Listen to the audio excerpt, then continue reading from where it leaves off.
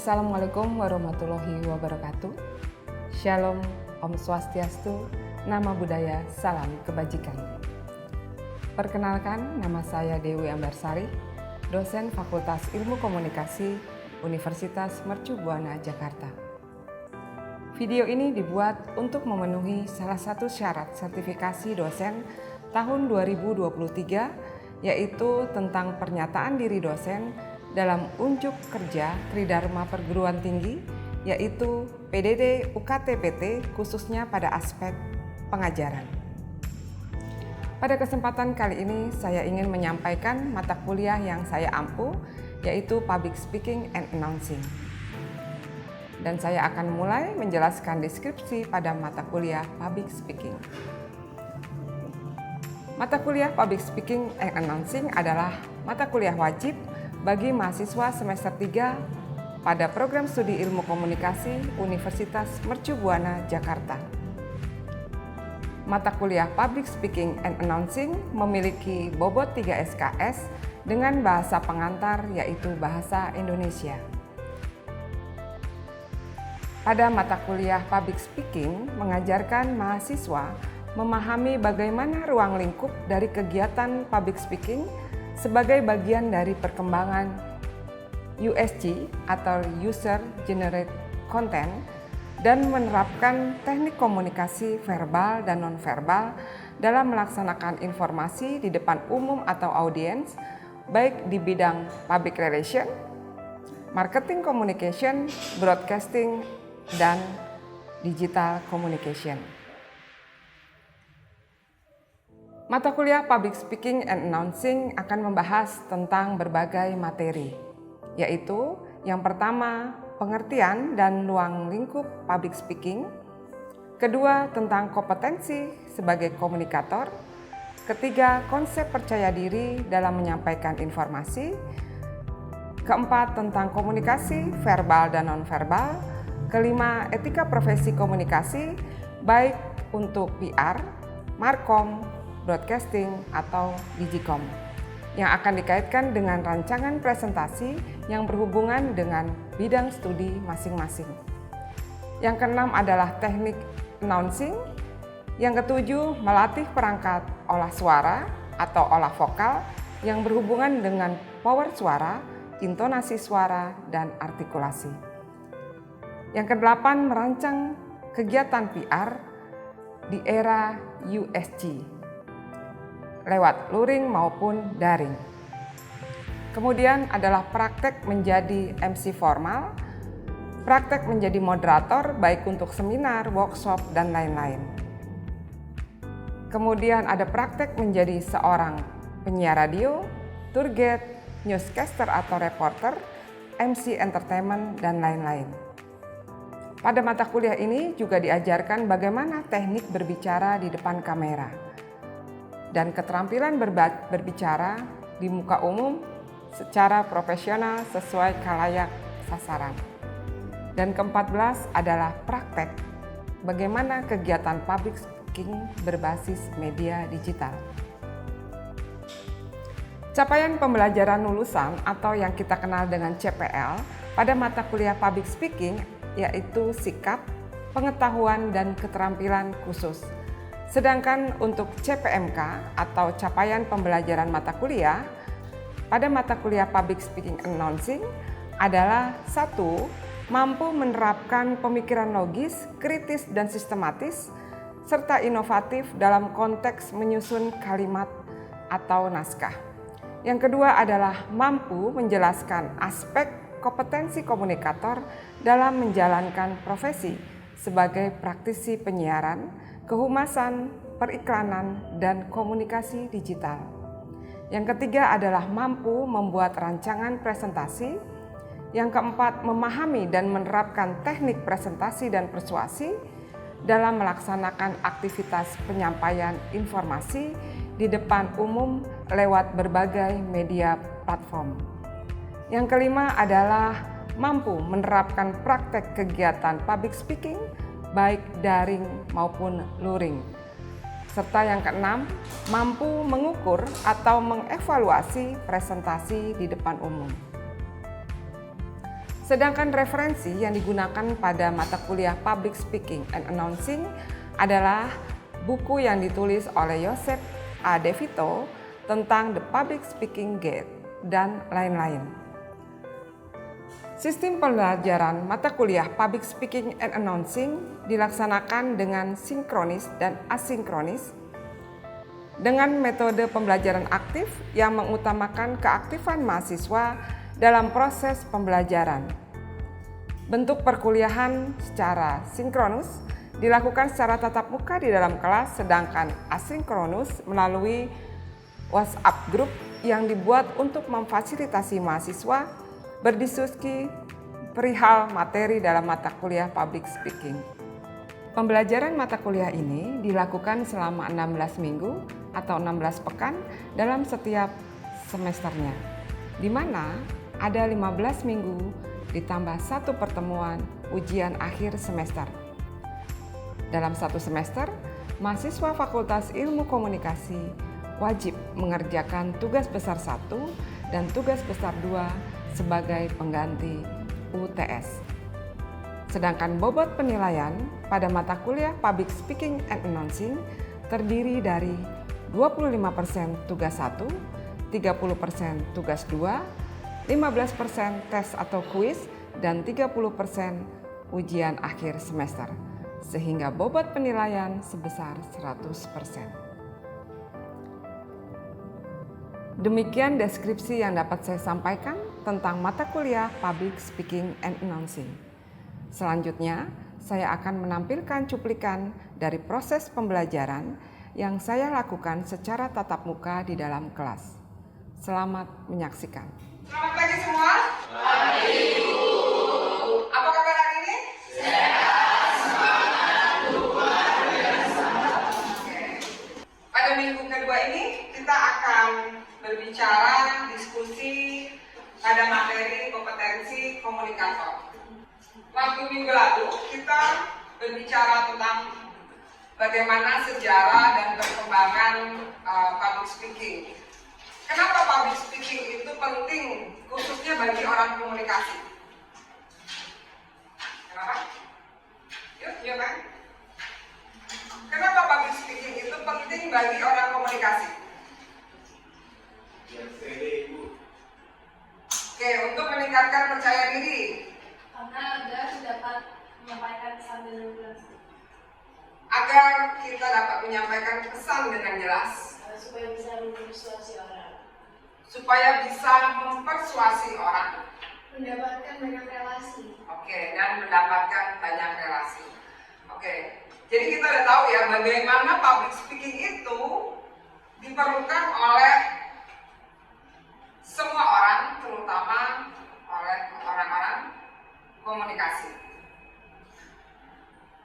Baik, kita masuk kepada kompetensi komunikator. Apa? Kemampuan seorang komunikator. Kemampuan seorang komunikator. Kompetensi komunikator, kita harus tahu dulu apa itu kompetensi. Kompetensi adalah penguasaan yang dimiliki oleh seorang komunikator pada masalah yang dibahasnya. Ya, jadi adalah kemampuan bagaimana si komunikator itu bisa mempunyai kemampuan atau penguasaan materi atau masalah yang akan dibahas. Oke, sebagai orang komunikasi, maka kita harus tahu apa itu komunikator. Komunikator adalah orang yang menyampaikan pesan. Berarti kita adalah komunikator. Yang kita ajak bicara adalah jadi bagaimana si komunikator itu bisa menguasai materi, ya, kompetensi.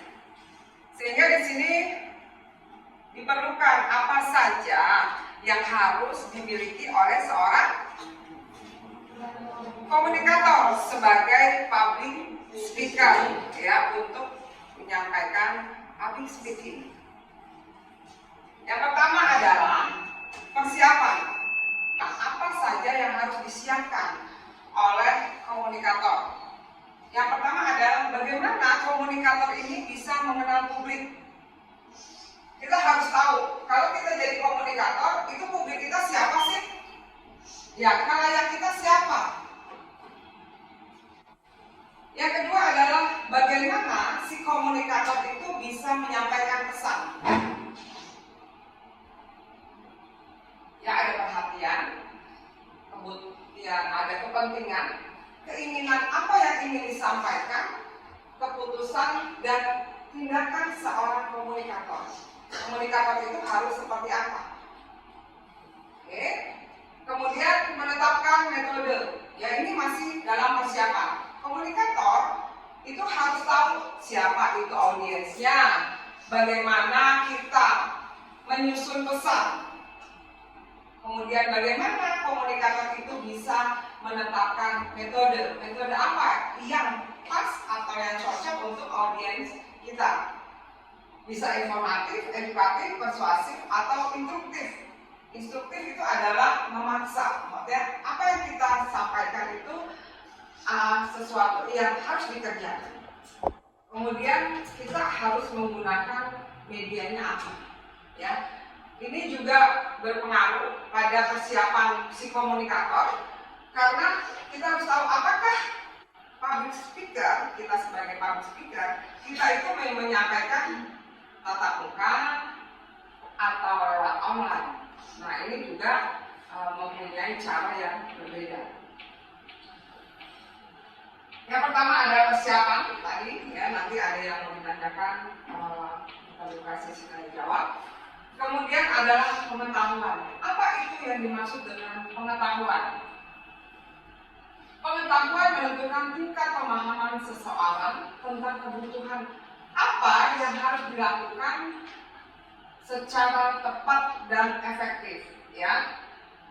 Nah, tingkat pengetahuan komunikan juga ternyata kita harus mampu mengerti bagaimana pengetahuan itu harus dimiliki oleh seorang komunikator.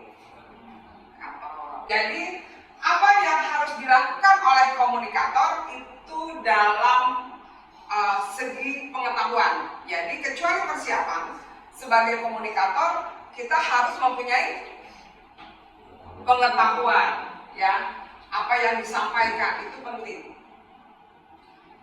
Nah, kecuali persiapan, kemudian pengetahuan, ternyata ada keterampilan. Keterampilan yang harus dimiliki oleh komunikator itu untuk apa? Untuk apa seorang komunikator itu perlu memiliki keterampilan? Agar komunikator itu dapat mengurangi kecemasan saat menyampaikan pesan. Oke, keterampilan digunakan untuk mengurangi tingkat ketidakpastian atau kecemasan. Jadi kadang-kadang kalau kita jadi public speaker, ya, kita berbicara di depan umum. Kadang-kadang ada perasaan cemas, ya, takut, karena kita kurang keterampilan. Jadi keterampilan itu penting. Oh, bagaimana caranya kita bisa menguasai diri biar gak cemas itu bagaimana? Ya, posisi kita harus seperti apa? Enaknya bagaimana nih? Tetapi semua disesuaikan dengan si komunikator. Ya, karena cara pembawaan setiap individu itu berbeda-beda. Ya. Kemudian dalam menyampaikan pesan sebagai komunikator, kita harus berusaha seluas mungkin. Luas apa? Tidak kaku, se-enjoy mungkin. Ya. Kira-kira kita enaknya seperti apa? Balik lagi tadi, ya, untuk mengurangi kecemasan atau tingkat ketidakpastian, ya, sehingga rasa grogi itu bisa berkurang. Nah, sudah 3 kompetensi yang harus dimiliki oleh komunikator. Tadi pertama apa? Persiapan. Kedua? Pengetahuan. Ketiga? Sekarang ada namanya derajat. Derajat itu apa? Response rate. Itu artinya apa? Bagaimana kita sebagai komunikator itu bisa menguasai si kalayaknya. Kalau kalayaknya itu berbeda, misalnya budaya, ya. Oke. Di sini bisa dijelaskan apa itu namanya respon trait. Itu seseorang jika berbicara dengan orang lain dari kebudayaan lain, maka komunikator harus menampilkan trait tertentu. Ya, jadi kita harus tahu nih siapa komunikan kita. Ingatlah bahwa perangai tidak saja dibentuk oleh faktor internal individu, tetapi dipengaruhi oleh faktor sosial. Oke, kestabilan disposisi dan konsistensi untuk merespon karakteristik orang lain.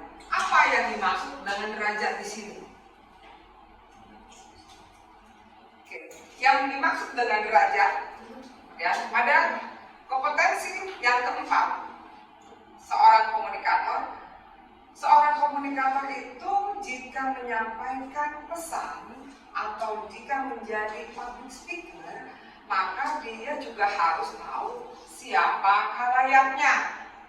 Ya, di sini pengetahuan atau wawasan yang luas itu penting untuk mengetahui bagaimana derajat si komunikat, ya, bagaimana derajat kalayak kita. Jadi ini penting. Oke. Jadi ada namanya kita itu harus tahu, oh kebiasaannya seperti ini. Oh budayanya seperti ini. Ya. Penting bagi komunikator untuk mengetahui apa itu namanya respon trait. Itu yang keempat. Ada juga yang kelima, ini penting juga bagi komunikator. Apa itu? Yaitu pendekatan terhadap kebudayaan tertentu. Nah, ini bicara tentang kebudayaan. Setiap orang mempunyai budaya yang berbeda. Sehingga kita komunikator harus mampu memahami budaya orang lain. Tidak boleh egois. Ya, tidak boleh tidak mau tahu tentang budaya orang lain. Ya, hampir mirip dengan apa itu derajat tadi. Di sini komunikator itu wajib mengetahui apa kebiasaannya, apa normanya. Daerah situ, daerah sana, kalau kita berbicara di suatu daerah atau lingkungan atau lingkup kebudayaan, maka kita juga harus tahu sebagian besar kepercayaannya apa. Bagaimana kebiasaan mereka, ya, apa-apa saja yang biasa dilakukannya, mata pencarian mereka paling besar apa. Nah, ini penting juga diketahui oleh si komunikator. Karena apa? Karena komunikator akan menyampaikan segala sesuatu. Jika kita mengetahui bagaimana budaya tertentu itu, maka kita akan mempunyai trik atau cara untuk dipahami oleh audiens.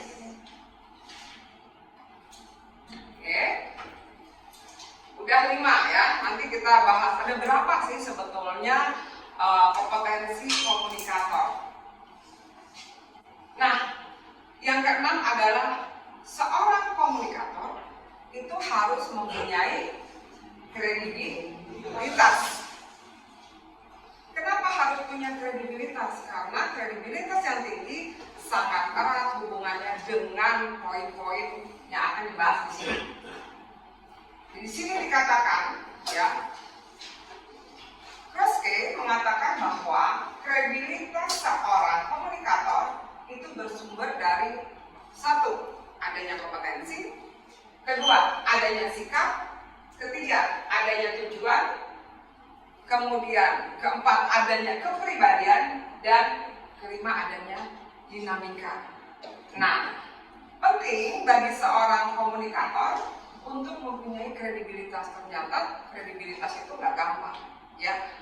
Membangun kredibilitas itu butuh proses, butuh waktu, butuh niat sungguh-sungguh sehingga kita mempunyai kredibilitas yang tinggi. Ya, kalau kita lihat apa sih yang dikatakan oleh Kroske. Kroske mengatakan ada 5 yang harus dimiliki oleh komunikator berkaitan dengan kredibilitas, yaitu yang pertama adalah kompetensi. Kompetensi apa? Yang tadi ya kita udah bahas. Kompetensi adalah bagaimana si komunikator menguasai permasalahan. Ya, jadi setiap komunikator harus mempunyai kompetensi. Kedua, dia berbicara masalah sikap. Sikap itu penting, bukan hanya oleh komunikator atau bukan hanya diperlukan komunikator, tetapi setiap individu itu harus memperhatikan sikap dalam bertindak, dalam berbicara, apalagi sebagai public speaker, ya. Sikap yaitu bagaimana si komunikator menunjukkan kepribadiannya. Apakah si komunikator itu bisa menyampaikan dengan tegak, penuh toleransi. Nah, ini juga diperlukan oleh komunikator. Jadi adanya kompetensi. Kedua, bagaimana si komunikator mempunyai sikap yang baik. Sikap yang baik itu berarti setiap komunikator atau setiap pembicara itu bisa menghargai audiensnya. Ya, kaitannya dengan sikap. Kemudian, apa sih tujuannya si komunikator itu menyampaikan pesan? Jadi, ini penting. Kemudian bagaimana kepribadian? Nah, ini sikap. Sikap sama kepribadian beda ya. Oke. Menunjukkan apakah pembicara memiliki pribadi yang hangat dan bersahabat. Nah, tadi kalau sikap itu oke, udah 7. Yang ke-8 adalah keterampilan dalam mengolah pesan. Nah, masih ada kaitan dengan 1 sampai 7 tadi. Ada beberapa yang diusahakan oleh komunikator. Komunikator itu harus seperti apa? Ya, berbicara itu tidak bertele-tele.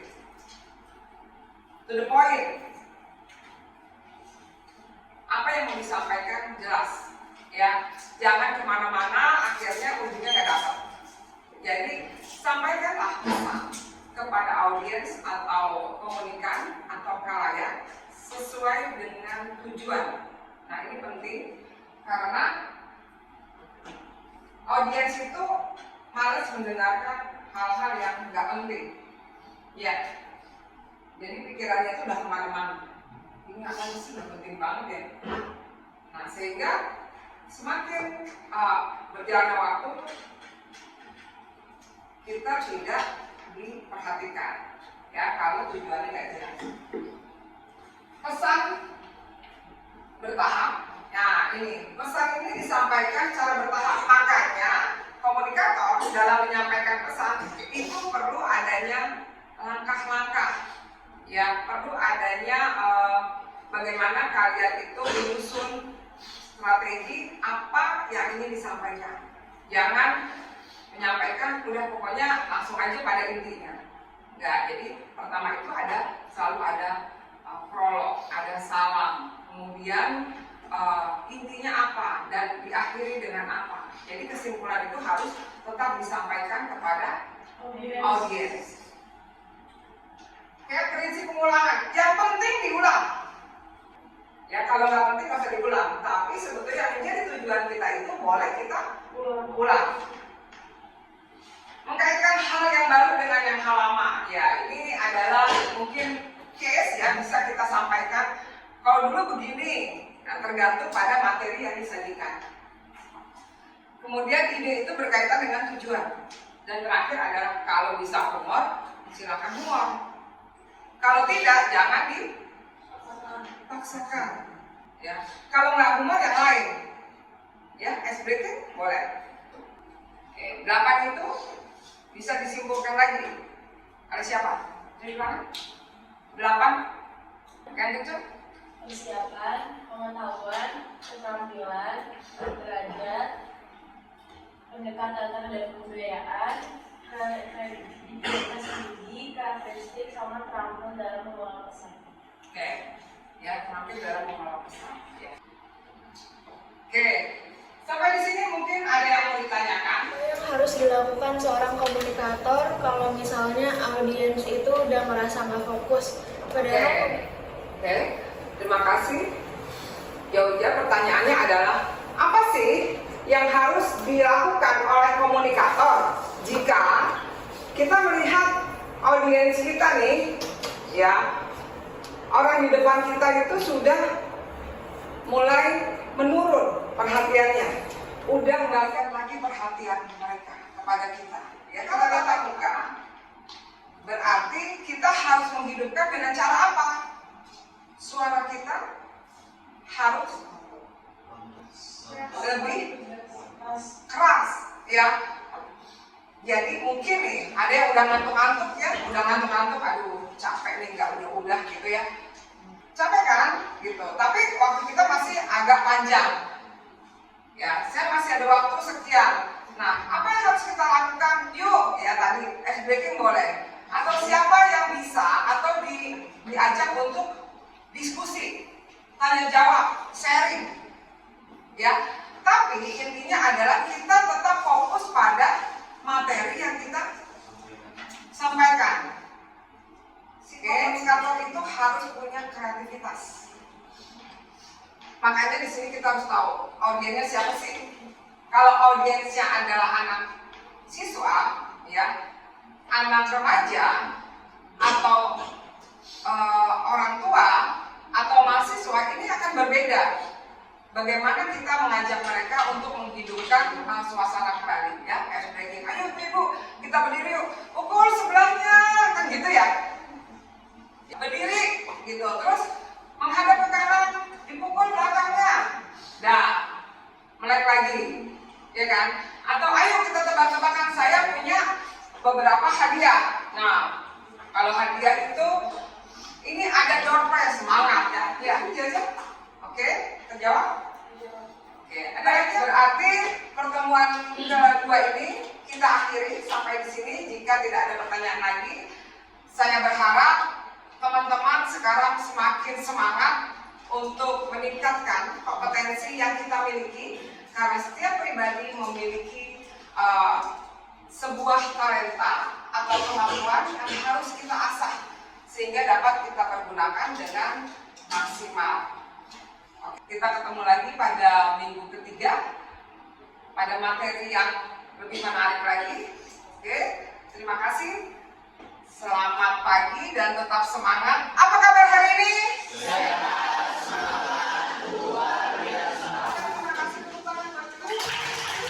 Demikian deskripsi singkat dan cuplikan proses pembelajaran dari mata kuliah Public Speaking and Announcing.